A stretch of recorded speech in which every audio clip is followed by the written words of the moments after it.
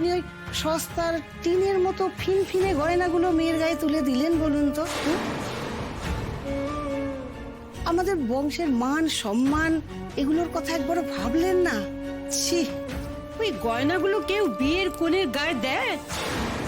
কি বলছেন আপনি? যথেষ্ট নামি দোকান থেকে আমার মেয়ের গয়না কিনেছি। আপনারা কিন্তু বিলটা দেখতে পারেন।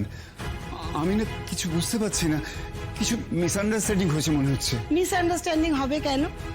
আমরা নিজেরা গিয়ে নিজেদের চোখে দেখে এসে তবেই তো আপনাকে কথাটা বলছি। এখানে ভুল বোঝাবুঝি হবার তো কোনো প্রশ্নই নেই।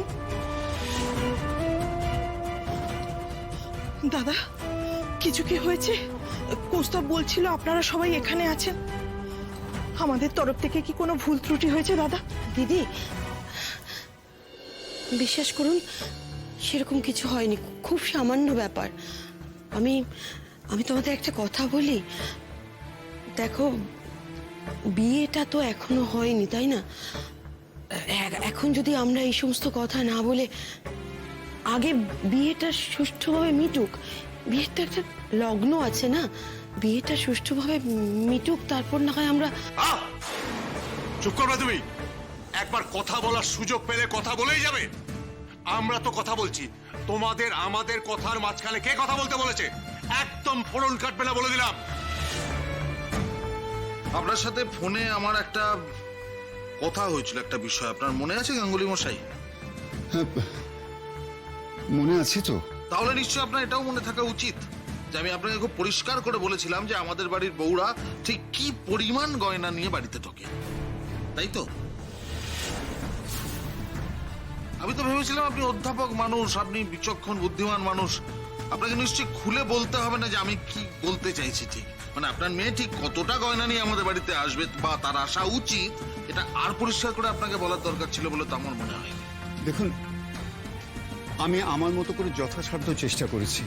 আপনারা যে পরিমাণ ইঙ্গিত করেছিলেন সেই পরিমাণ দেবার মতো আমার সামর্থ্য নেই, সেটা তো আপনারা বুঝতেই পারছেন। কিন্তু আমি এখন কি করি বলুন তো? গয়না আপনাদের পছন্দ হয়নি, এই জন্যে আমি অত্যন্ত দুঃখিত। ঠিক এই মুহূর্তে কি করি বলুন তো?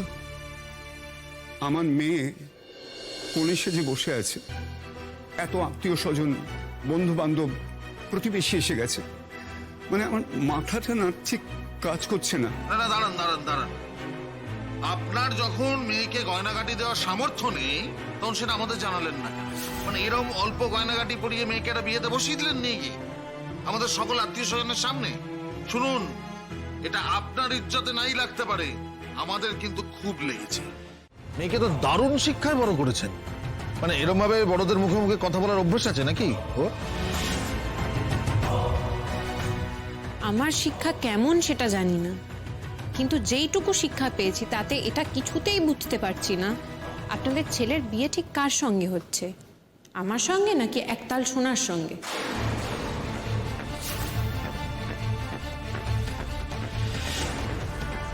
আর ভালো পাত্রী হিসেবে আমার মাপকাঠিটা ঠিক কি? 10 ভরি, 15 ভরি নাকি 25 ভরি?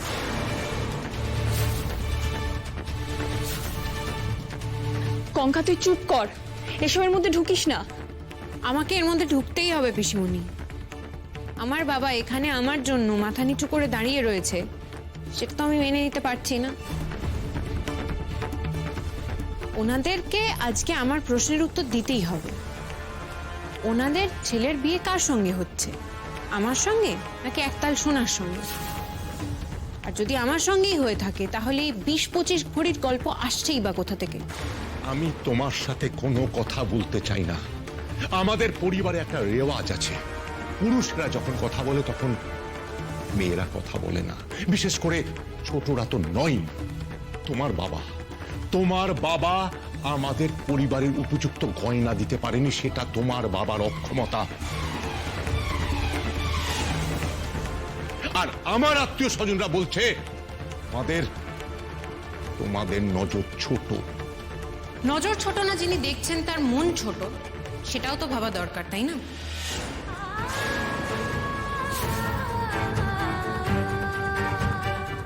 গঙ্গাবতী, এসব কি বলছো তুমি?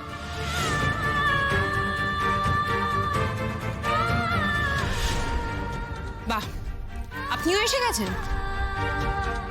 আপনি যখন এসেই গেছেন, আপনাকে একটা প্রশ্ন করি, আপনি কাকে বিয়ে করতে এসেছেন নতুন, আমাকে না আমার গয়নাকে?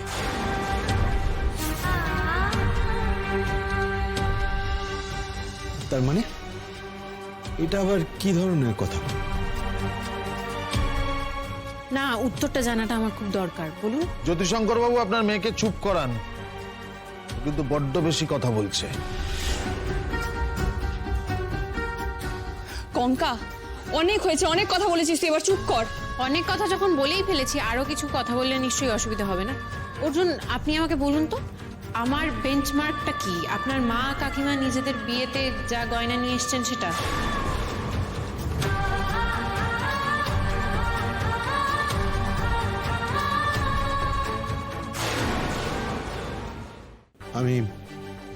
আমি কিছু বুঝতে পারছি না।